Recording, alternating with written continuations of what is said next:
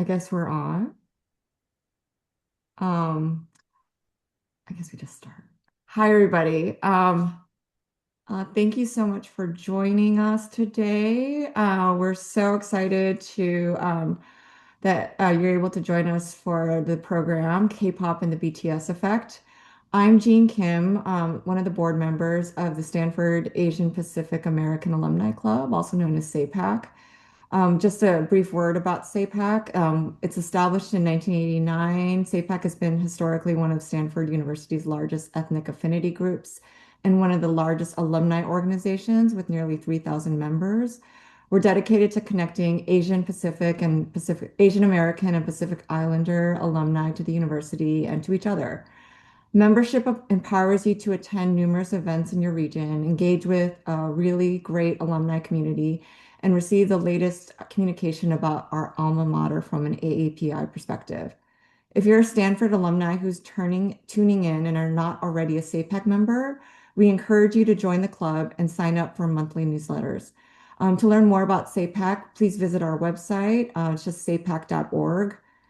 And since the BTS concerts are coming up very, very soon at Stanford, Vegas, or wherever you might be watching it, we wanted to host this call for folks that might be new to BTS or longtime ARMY and going to the concert. We only have about an hour, but we wanted to talk about BTS, zoom out to look at the significance of this moment from a high level perspective, talk about their origin story, the meaning of the army and the power of it, and then finally the album Arirang. We're joined by two amazing speakers today, Dafna Zur and Jinwoo Park, and I'll introduce them in a second. Um, so Dafna Zur is an associate professor in the Department of East Asian Languages and Cultures at Stanford University. While she's usually based at Stanford, where she teaches courses on Korean literature, cinema, and K-pop, she's currently at the Stanford and Kyoto program, where she is teaching a course on Zainichi history, literature, and culture. And Zainichi is just the Korean population in Japan. Professor Zur also takes Stanford students to Korea every summer for an overseas seminar, Gangnam style, exploring Korea's art and popular culture empire. Her first book, which was published by Stanford University Press, is titled Figuring Korean Futures, Children's Literature in Modern Korea, and explains how children's literature emerged in colonial and post-colonial Korea, and how it both reflected and shaped the aspirations of writers and poets writing under conditions of colonialism and division. Currently, she's working on a book manuscript that looks at music, science, and biographies in Cold War North and South Korea. And besides her teaching and research at Stanford, Professor Zur is also a published translator of Korean fiction. And lastly, every summer for 22 years, she worked at one of the only nonprofit immersion Korean language camps for K through 12 learners, known as the Korean Language Village, Soge She would love to invite anyone on the call who has children ages 6 to 18 of any Korean language level who could benefit from learning Korean in a supportive, zany, fully immersive environment to check out the Korean Language Village in Minnesota. We're also joined today by Jinwoo Park. Jinwoo Park is a Korean Canadian author and literary translator whose debut novel, Oxford Soju Club, has captured the attention of the literary world. A graduate of McGill, the London School of Economics, and the University of Oxford, Jinwoo brings a deeply international perspective to his work. Before his transition into fiction, he built a career in marketing with the gaming and tech industries, but his passion for storytelling eventually led him to win the 2021 Jim Wong Chu Emerging Writers Award. Beyond his own writing, Jinwoo is a recipient of the LTI Korean Translation Award for Aspiring Translators and has become a prominent voice on social media, where he shares a rich history of South Korea and the nuances of the diaspora experience. Please join me in welcoming both Jinwoo and Daphne to this call. So, just to start, I just wanted to, Jinwoo, want to ask you a question. You built a huge following translating BTS lyrics on social media before writing your novel. What pulled you into BTS? Were you always ARMY? So I always kind of knew BTS in the background because I was just aware of what idols were coming and going ever since I, grew up in Korea. And when BTS came out in 2013 with their Too Cool for School, I think that's what it was. They sounded very fresh, like it was like a hip hop idol. That was what it was being marketed as, and I thought, okay, well, yeah, we need a hip hop idol, I guess, like and a male idol too. And then I kept on hearing them in the background, like sort of coming up with songs, and then it got bigger and bigger eventually. But I always just kind of thought, okay, like BTS is just is going to be one of those other bands that will try to make the leap across the Pacific, and I don't know what that's going to be like because many others that were better than, or seemingly that were more better equipped than BTS had failed. Case in point, the misadventures of JYP. Um, but then I got to know one of the members more closely, as in, like, got introduced to their literary interest through RM, who was sharing openly his thoughts about books and literature. And I thought to myself, wait a minute, this is a place where I can really dive into. Like, this is where I can really share something with someone from BTS. So I kind of got to sort of dive into more of their artistry and like what they care about, how they infuse that kind of literary passion into their lyrics, and then that became my entry point into exploring more of their music in a closer way that wasn't just about like, oh, the music's good, and like in a very like a passing transient way, but rather actually, like closely studying them, like analyzing the lyrics as well as the music, and just caring more about them as artists. Yeah, just beyond just like simple male idol band. Yeah. Yeah, I think they're all such individuals that once you kind of dive into them, it's really, really just it sucks you in. Daphna, you teach a course at Stanford called From Colonialism to K-pop. When did you start teaching about K-pop? And, like kind of tied to this, like what kind of research is being done in this area? And when do you think, is there like a moment or is there a time when K-pop kind of transformed from a musical genre into like a legitimate academic field within Korean studies?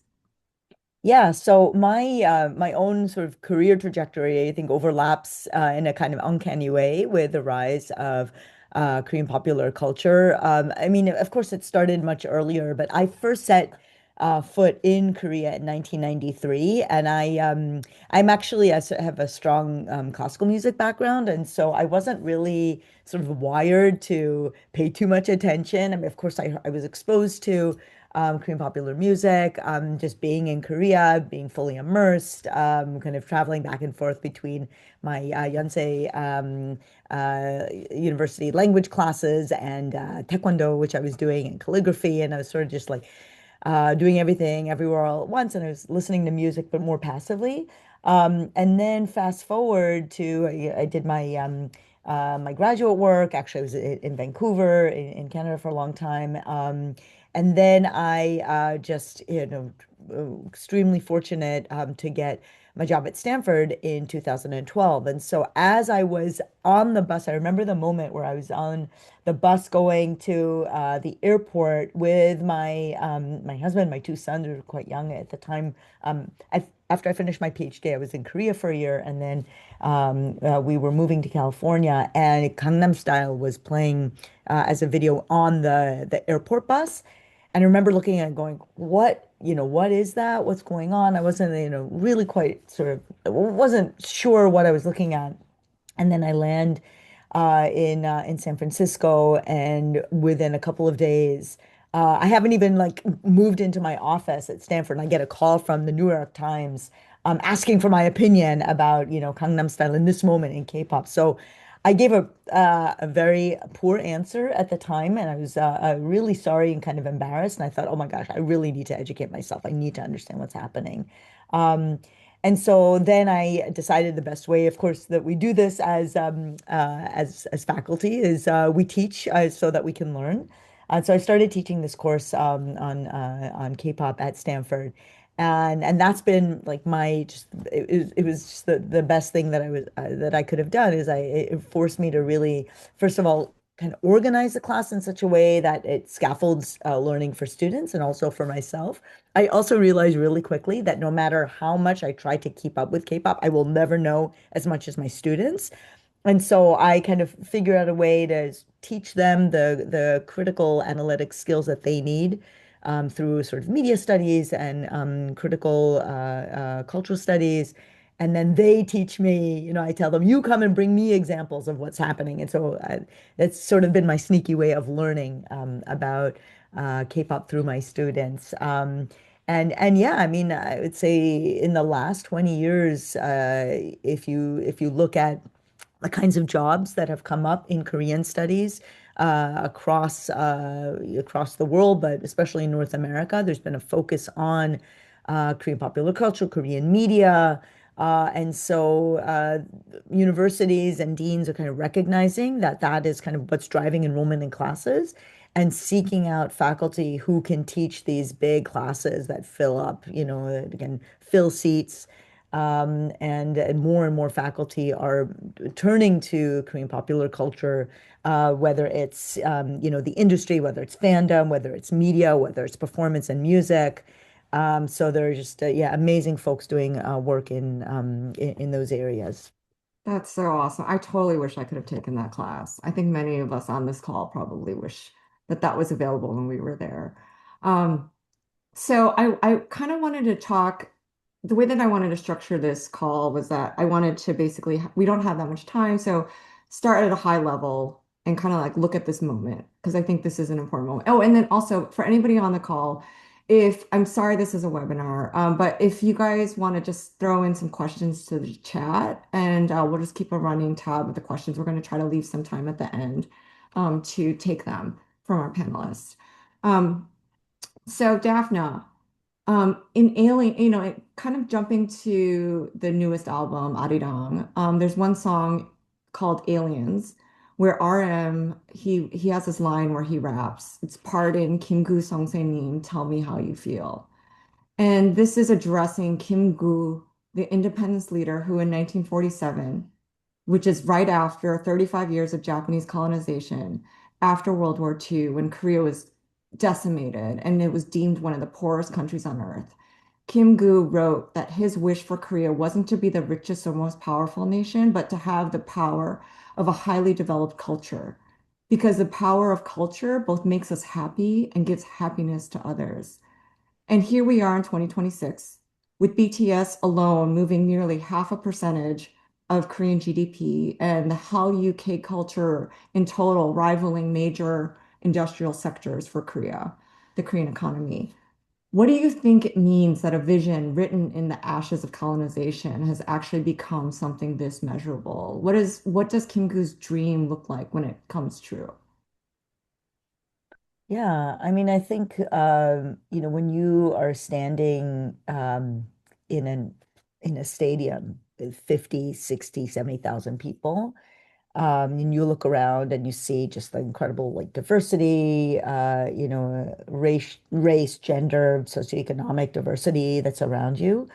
And everyone is singing in Korean. And this incredible spirit in that's all around you. I mean, it's so moving and kind of mind-boggling at the same time. I mean, I think that I still sort of pinch myself and think, how did this happen?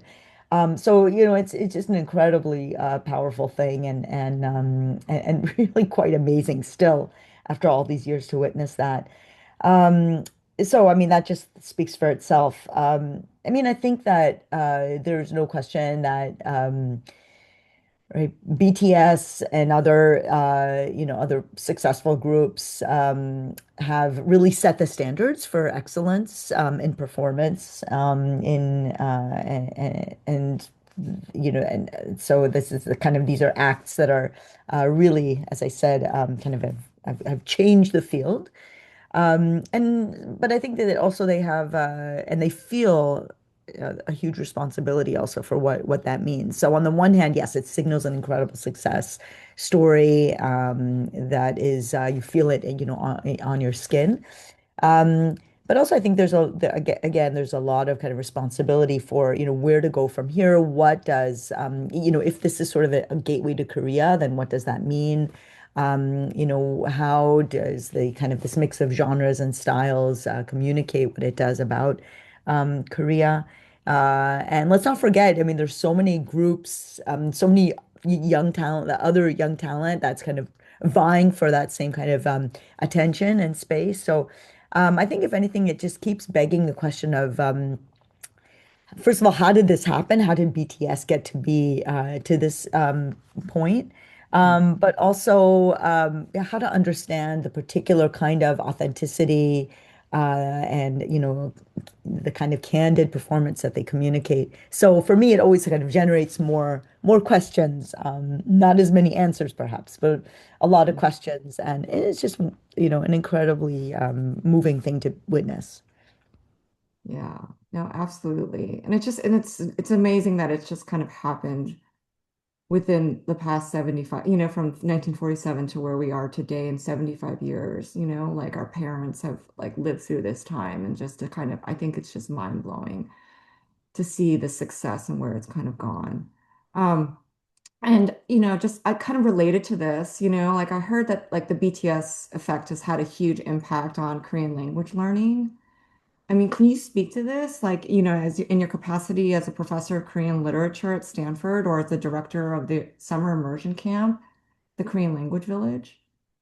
Yeah, so the language, first of all, the content classes that myself and my colleagues around the country and around the world, we definitely see an impact just in terms of bodies and seats in our classes.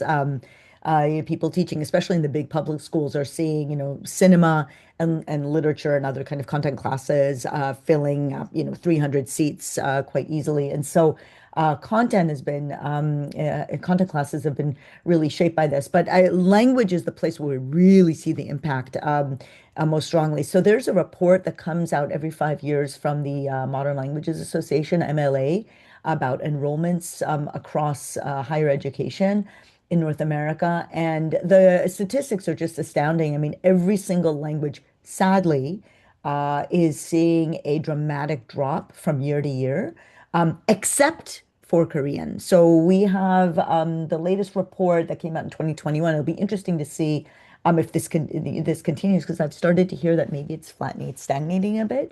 But Korean is up now 38% over the last 5 years, while every other language is seeing a dramatic drop in enrollments. In terms of actual numbers, Korean is still small, of course, compared with Chinese and Japanese and Spanish and German and other languages.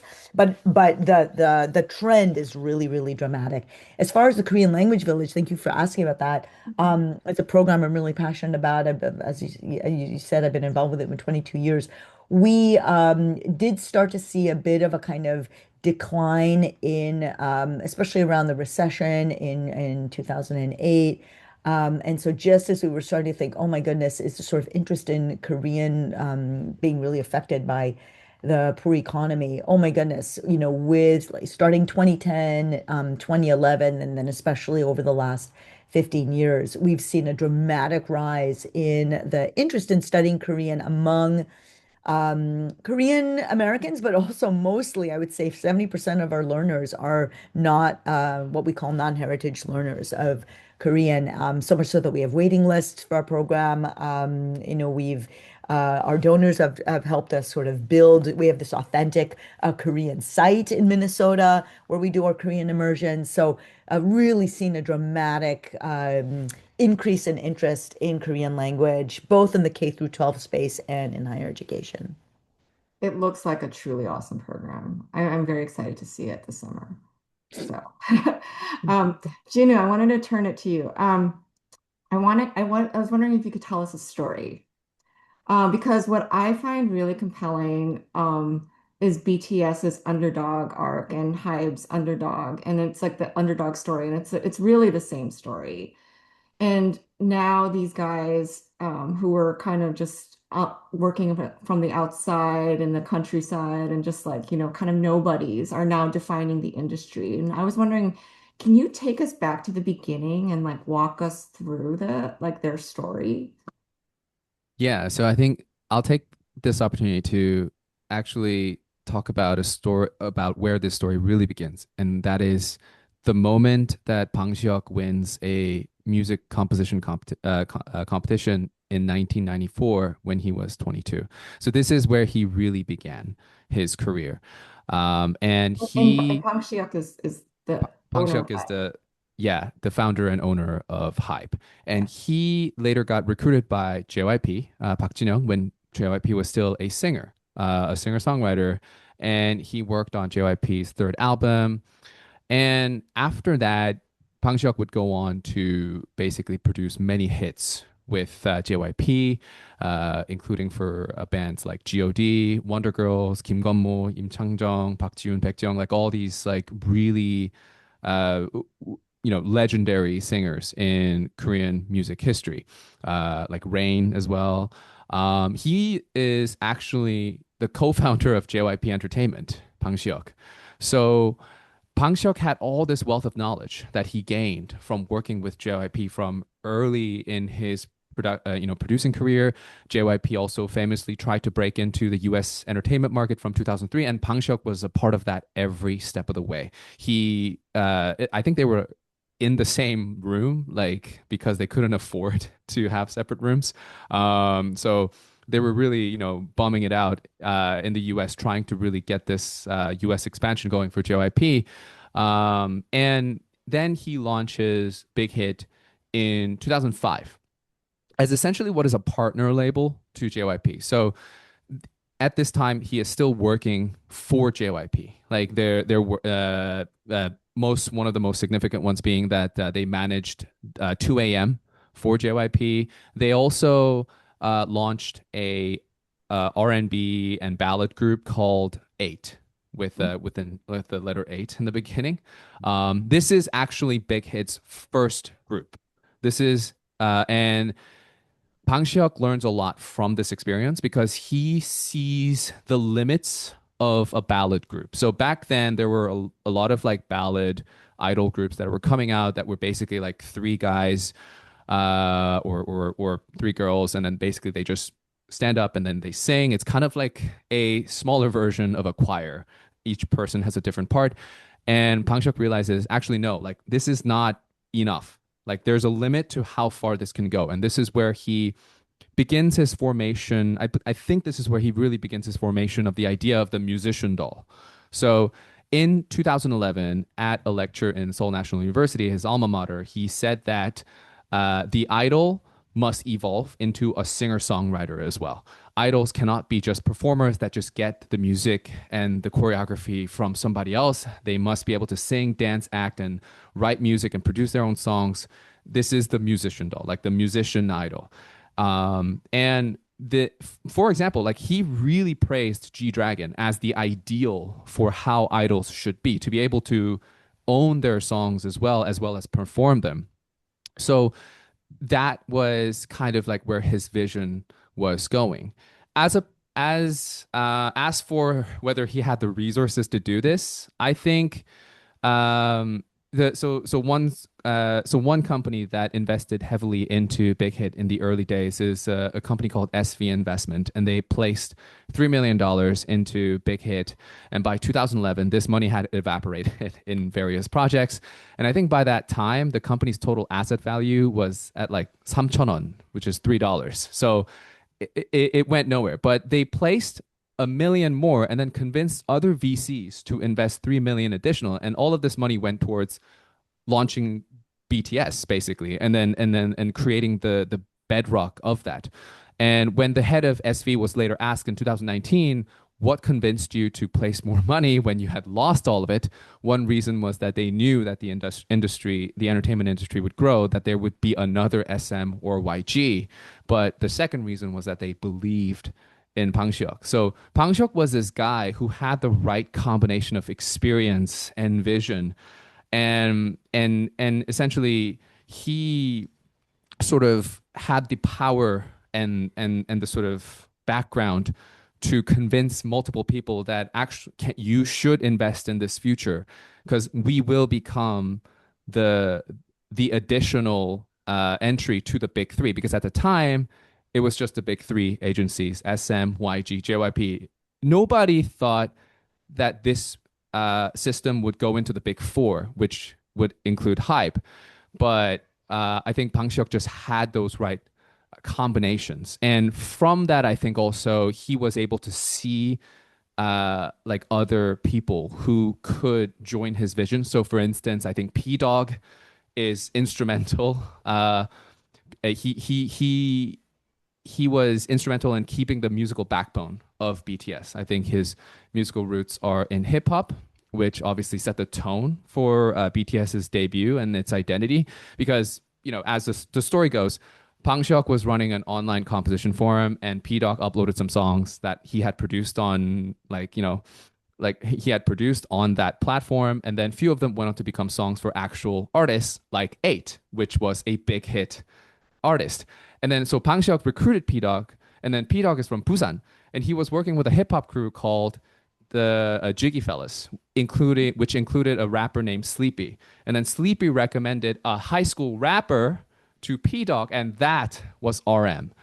And that's where it all kind of began when RM entered Big Hit in 2010. So it P Dog really was the sort of like the musical core when it came to the starting of BTS in like within Hype. And I think it's also the same thing with the choreography. I think BTS is known for their powerful performance, right? Like their stage presence just grabs you.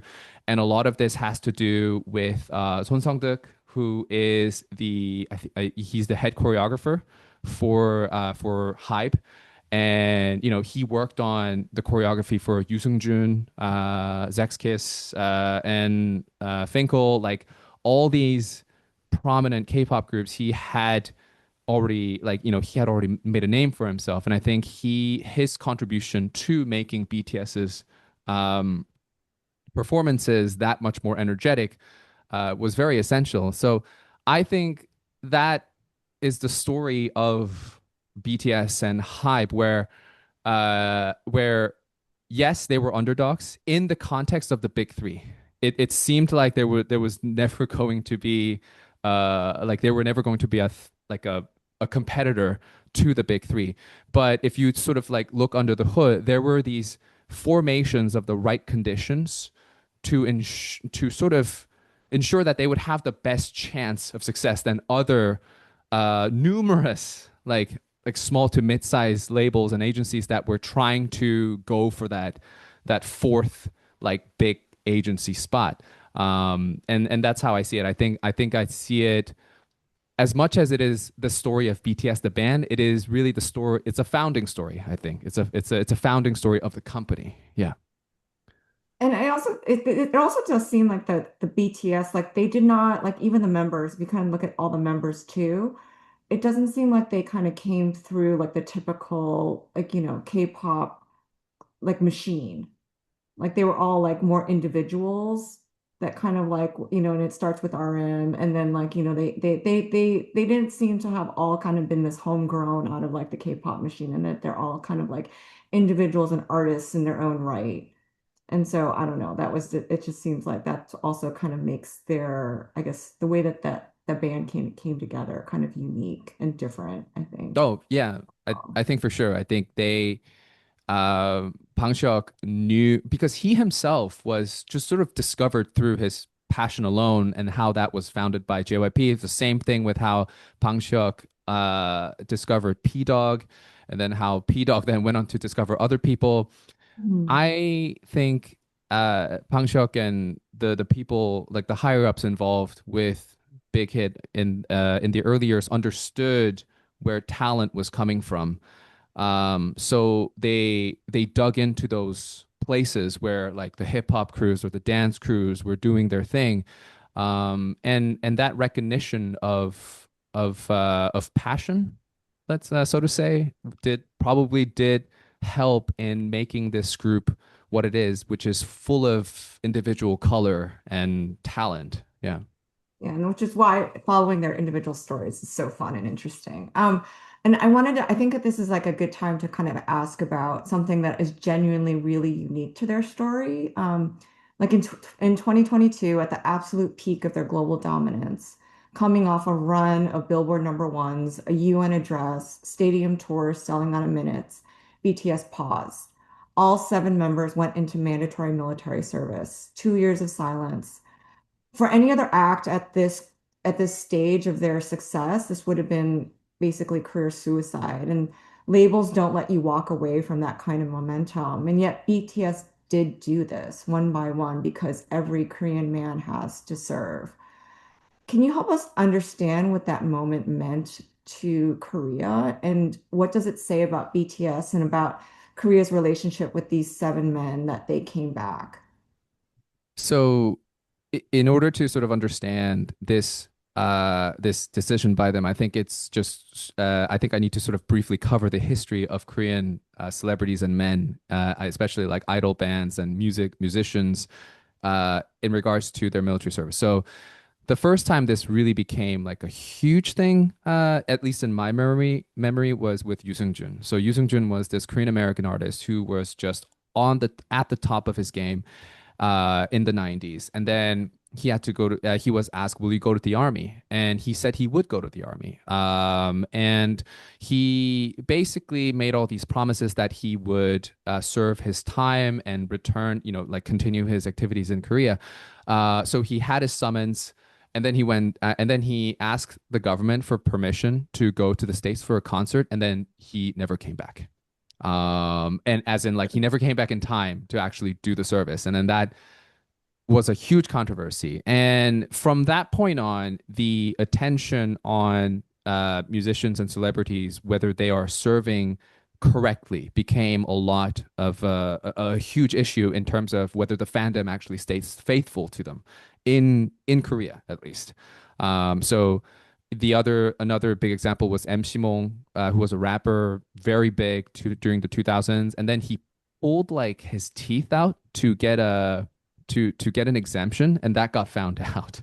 So once again, career ruined. And even if you do go, but if you don't serve correctly, you still get flagged. So for instance, Seven is another case where like he was doing his service, but then it got found out that he possibly went to a brothel during his service. That I think whether that was true or not, that was never really clarified. But the fact that the controversy was raised was enough to sort of tank his career afterwards. So it's really important for a male celebrity or a male idol to do their military service with no trouble for the duration of the service.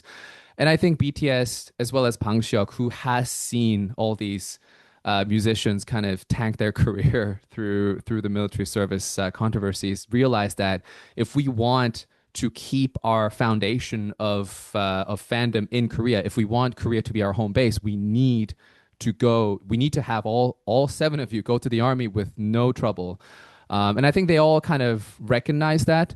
So I think in from a commercial standpoint too, I think that was, I mean, it's partly a risk, right? It's partly a risk that the fandom may fade away, but it's also partly a risk that if we don't do this, then the fandom will also fade away because they'll be like, what is this? Okay, so I think it was a calculated risk that they made, and in the end I believe that it really paid off because they all went to the army. I think one of them even served at a very like demanding like special operations detachment. So and they've all come back, and it really shows that Koreans appreciate that. Like they really appreciate that they just did that thing without any like complaining or trying to weasel their way out of it or trying to sort of get special treatments or anything like that. Yeah. It's such a huge amount of respect. Who was that? Was that RM? Who served in special ops? Think it was like Jungkook or something. I Oh, gotta check again. But oh, oh yeah, V. yeah, yeah, Somebody yeah, saying V. it's Yeah, yeah, yeah. V.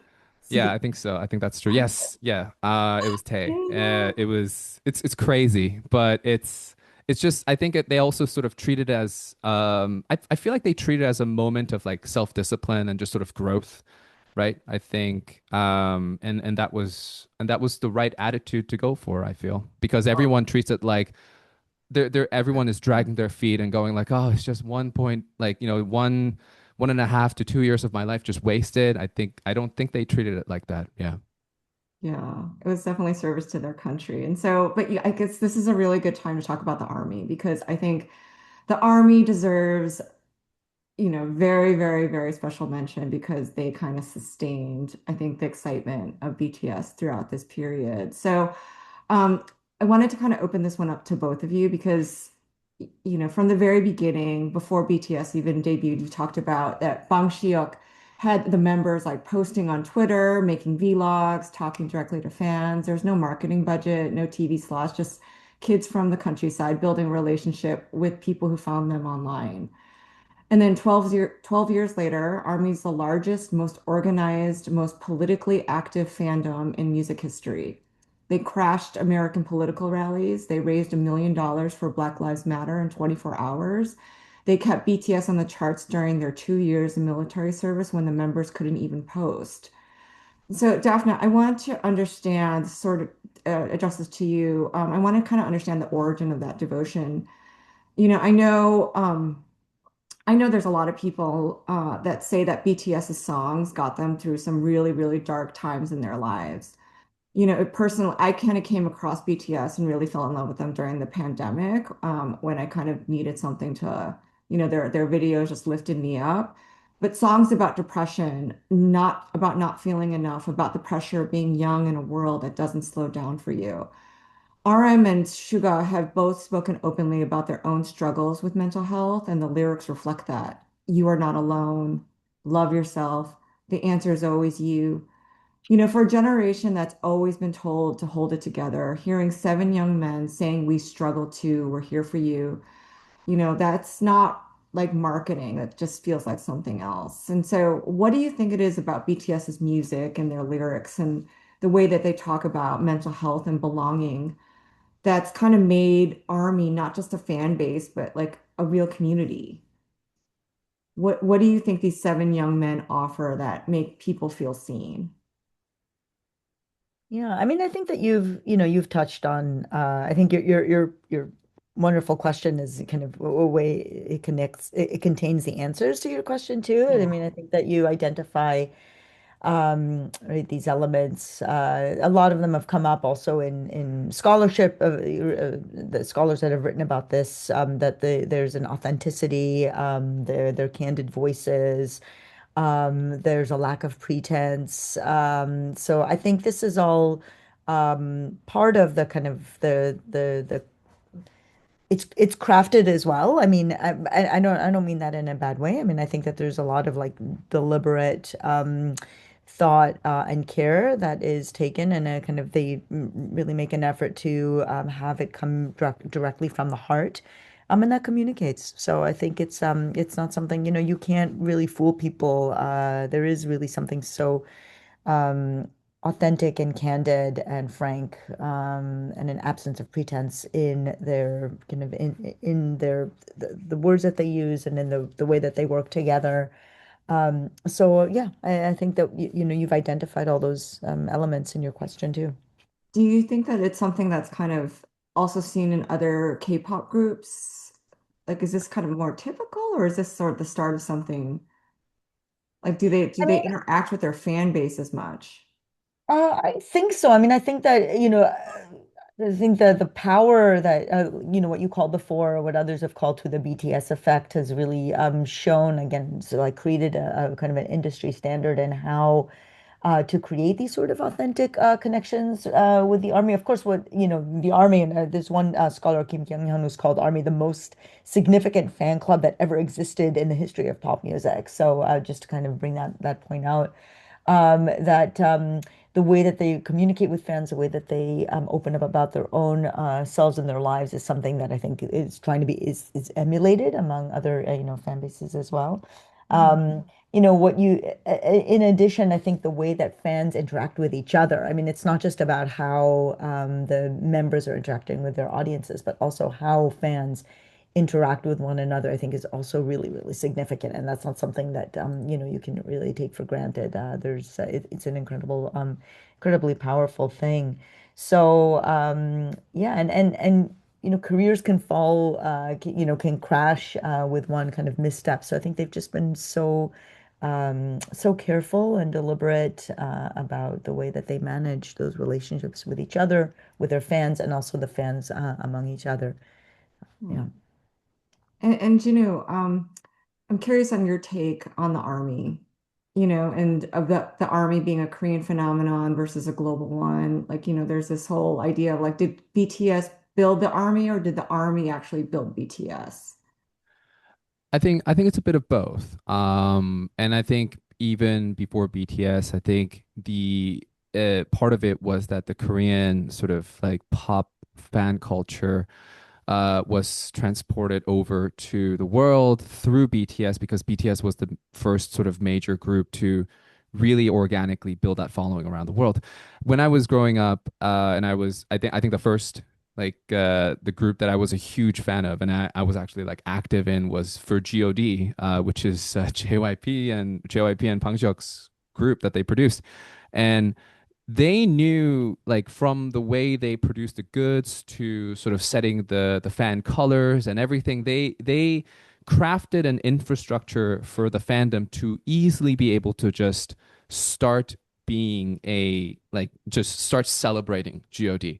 And I don't think that kind of thing really existed. I mean, at least from the way I saw it, when I moved to Canada, I didn't really feel that sort of thing from the fan culture that was in North America. So I think that that sense of like just making it super easy and accessible for fans to celebrate and like have share that joy of the band that they love. That was I think that was sort of exported through BTS throughout the world, and then which was a huge addition to Army becoming more of a global thing rather than just like a Korean like a domestic phenomenon. And I think in later and through all these, there's also all these like elements of their very authentic interaction with their fans and all that. They really took advantage of those channels when those channels were still kind of in their like sort of growth and experimental phases. But I really think also Army's sustained engagement is what allowed their comeback after their military service to be so successful. This is completely unprecedented. For a group to have this sticky of a fandom is completely unprecedented. Usually most groups they fade away after the military service is done. And especially when their members military service there are so many members and their military service is staggered like this because Mhm. and it's kind of like a thing where it's just out of sight out of mind kind of thing, but obviously I mean there was also this sense of like they were still doing their solo album as someone mentioned in the chat, like there were things happening still, and yet the fans also just kept on engaging and they just kept on keeping the energy up. So to come back after the military service with the fandom intact like this, it's unheard of, I think, in K-pop history. And this is why I would say like Army waited for BTS. They were the partner that was waiting outside the army base gates, waiting for their waiting for BTS to come out. Like it was and so yeah, I would say the fandom also, like was critical in making BTS what it is now. Yeah.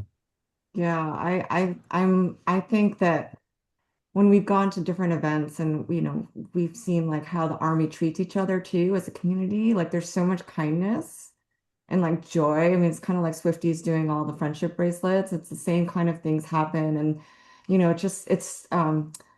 it's kind of remarkable. So, I love talking about like the army and the phenomenon there.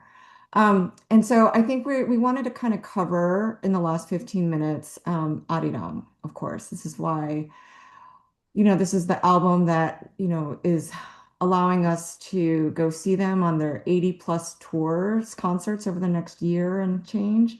Um, so I think, but Daphna and Gina would love to hear both of your thoughts here. But you know, this album is called Arirang, which is essentially Korean's most iconic folk song. It's the unofficial national anthem. Um, what do you know, as someone who works in translation in Korean cultural heritage, like what does this signal that BTS chose Arirang specifically as their comeback title? So, like I mentioned before in like a video of mine on TikTok, Arirang is not a singular song. I think Arirang is a heritage, right? There are like 3,000 different arirangs across Korea. And even the three most known Korean like arirangs, I think the Miryang arirang and like the Gyeonggi arirang and like there's one other I'm just not coming to it. They all sound very different, right?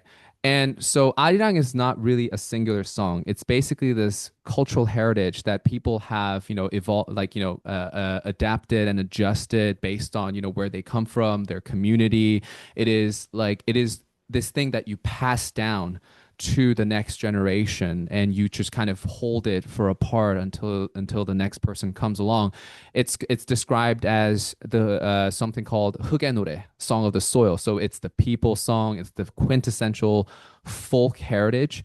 So Arirang is not just this one thing, and I think that's where I feel like the significance is that they're kind of affirming their place as their place in this greater history of Korean music, and I think it's also their acknowledgement of their Korean roots, obviously, but also this sense that like we are now preparing to pass this torch to somebody else. And that was how it was all about. Like, we were never going to be the heads or the representatives of Korean music. That was not what this was about. This was about basically um, you know, giving a chance, giving a better chance, giving a brighter future for the next generation of musicians. And I think that was where the significance was of Arirang is for their choice in the theme, whether they intended it or not. Yeah. If I can just jump in, one of the things that caught my attention that was so interesting, I was talking about this with my friend the other day, when you watch the documentary, is actually that because they talk quite a lot about how this is going to pan out, using arirang and sort of mixing it and giving it a kind of contemporary with a contemporary twist. And it's interesting. I think it's quite revealing that it's not really obvious from the start that this is the right way to go. And right, my friends reminding me that RM says something really funny, like, "Oh, it sounds like going to Parimaget and eating bulgogi or kimchi jjigae or something, right?" So, is it maybe like is the mix going to work? Are we sort of really veering into this kind of cliche territory? So, I think these moments remind us that there's always so much risk that's involved with these moves. And it's never clear that it's actually, I mean, now we look back and we see like the success, and I think the speakers are also talking about, or the people on the call, about this incredible moment in the Japan the Japan concert from a couple days ago where everyone's singing. So I mean, it looks like it was just meant to be, but you think, this is actually something that was kind of a risk, and not really quite sure that it would hit in the way that they were hoping.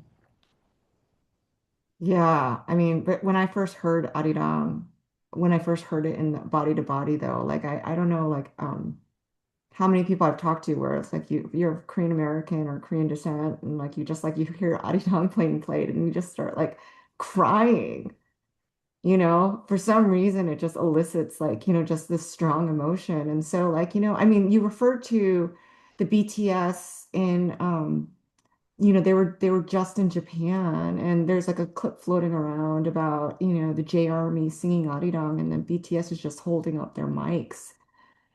Somebody that studies Zainichi Koreans, like, I mean, what do you think, Daphna? Love Yeah, that I moment. mean, Love to yeah, I see. mean, it's an incredibly powerful moment for sure. It's interesting. I had a meeting yesterday with some community folks here, that that so these are 제일 Korean or 제일 조선인, that they, like to kind of refer to themselves, right? These are third generation Koreans in Japan, with really fascinating stories, all of them. But one parent came up to me. I went to a kind of a school event, and and he said, can is there a world in which we can mobilize the army, meaning, the BTS army, to turn its attention towards reunification? Can the army stop the war? I mean, we were sort of in this sort of surreal moment where the principal speaking, and like parents are kind of mulling around, and all of a sudden he turns to me and asks me this really kind of sort of heart-wrenching kind of question. But it was very evocative, and seeing that clip and thinking about this moment really made me think, how kind of the way that the moment that we're in right now, in terms of Korean history and the kind of the power of popular culture. So I don't know an answer, but it was a very powerful moment, and it's Yeah, particularly meaning for me to be in Japan at this moment, and kind of experiencing that. Yeah. yeah. It's very emotional. And it just seems very like significant, something that a lot of people are paying attention to. So, I kind of we don't have a lot of time to dissect the album. I mean, like there's a lot of there's so much out there on it. There's a lot of good podcasts, the Rolling Stones article there, you can go on YouTube. But, there's 14 tracks. The title track is Swim. You know, what can you talk a little bit about like the emotional arc of this album, and how this album is like different from their previous ones, Map of the Soul or B, and um I yeah.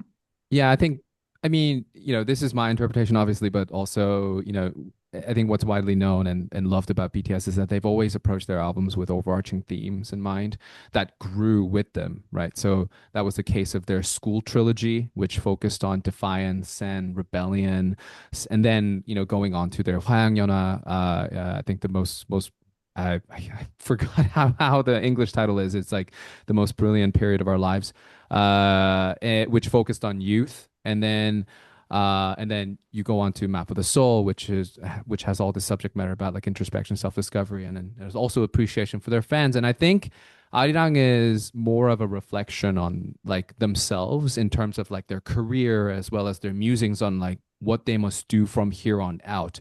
So you kind of see that with the first parts of the songs, Body to Body, Hooligan, Aliens, Fire 2.0. Like it's the formation of their identity, their group, and this is why this part of the album harks more back to their hip hop roots because that's where they started. So that's why a lot of Koreans were saying, the BTS is now back to being 방탄소년단, not BTS like right now, like the 방탄소년단 of the early years. And then you kind of have the break with the number 29 bell, and then it starts with Swim. And I think Swim is that kind of is the track where I think it's the turning point track where it basically says like where they're diving into the unknown, they're swimming through their difficulties, their sort of like struggles, and they're pushing against the current kind of thing. And then through like songs like merry-go-round, normal, like animals, they don't know about us.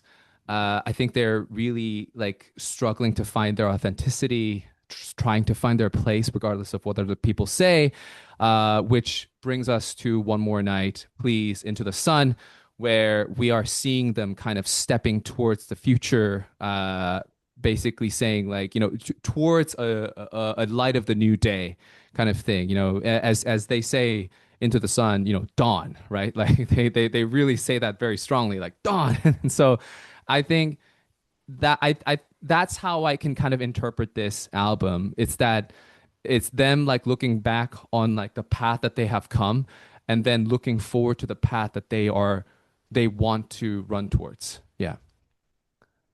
Yeah, that's awesome. I love Dawn. I mean, I love that. I love Into the Sun. It's my actually, what's your favorite song on this album? Or as of this moment?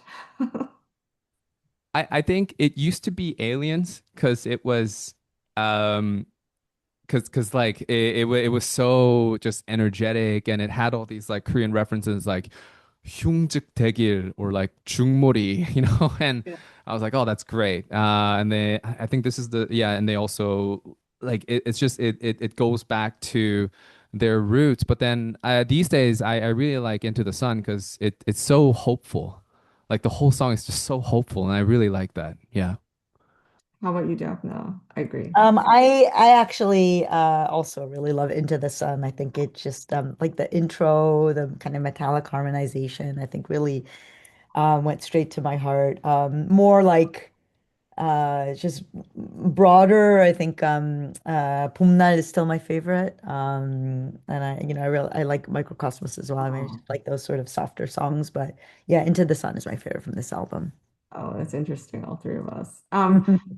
Thank you so much for that. So, we got a couple of questions. So, wanted to just, spend the last few minutes kind of talking through them. So, from Isabel, I love Gino's explanation of how Big Hit came to be and the founding. You mentioned that back then he believed that idols must evolve by becoming producers writing music. What area do you think is the next evolution for idols like BTS? I honestly think I want BTS to do the impossible, which is stay as a group forever. I while doing their solos, right? Like I think I want BTS to be able to cultivate that solo identity, but also somehow achieve what has classically been impossible in K-pop to stay as a group and retain that group identity. Be together, but also be individuals, like be unique individuals. I want to see that happen, and I think it is there's a high chance that that will be BTS, I feel like from the way it is. Yeah. Yeah, I hope they stay together. They seem like a family, so I can't split up the family. There's another question. Please describe the transition of the K-pop business to a worldwide pop culture movement. These groups will perform the majority of songs in Korean, yet a huge number of fans are not native speakers. They have seemed to maintain their national identity while growing their fan base. I kind of touched on that in the beginning, but I don't know if Daphne or Jinu, do you guys have anything to add to that? From basically K-pop movement to a worldwide phenomenon. Oh, if not, okay. I'm gonna. Oh, I mean, one thing that maybe I wanted to have a chance to just mention briefly is that K-pop has always been a deeply collaborative form.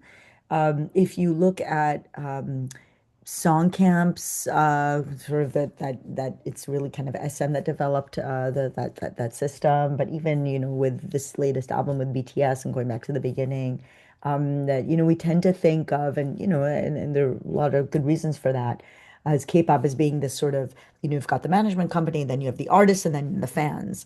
And what we don't see, and we often forget, is that kind of all those people, masses of numbers of people that are working kind of both um in the middle to like move things, to make appointments, to get in front of eyeballs, to like so there's all this kind of like middle section of people that are doing this work that's really really interesting, and also just the collaborative aspect that you've got people around a table that are usually from a lot of different places with a lot of different kind of very very different kind of backgrounds and in musical styles, and and also just kind of n national traditions, and they're all like working together to find the right sound, the right vibe, the right rhythm. And so it's not the kind of the model of all right, like just like this brainchild of like one particular artist, but it's inherently collaborative, not just the group, but like all the people that are around the table. And so I think that that is also one of the reasons that it has this global appeal. Yeah, there's a huge machinery behind this that we don't necessarily see. Um, okay, and then there's a question on what do you think is the next group today that could be the next BTS? oh my God. That is I mean that's so hard to know. I think listen, I think BTS was just like a magic moment where so many good, like so many of the right ingredients came together. And including this is the one big thing is that every single member of BTS seems to get along with each other on the long term. Like it looks like the group as a whole, they actually want to be with each other for the long term. And if you look at the history of many other groups, like even like top groups like 동방신기 or even like Big Bang or Wonder Girls or any of them, like just having one member exiting or two, three, like it just completely decimates the group, no matter how top of the game they are. So, case in point, like 2 p.m. was just never the same once J Park exited. And so the fact that they have this like group cohesion is already miraculous enough for seven of them. And so for them to have that, for them to have it to the point where after military service they want to come back and see each other again.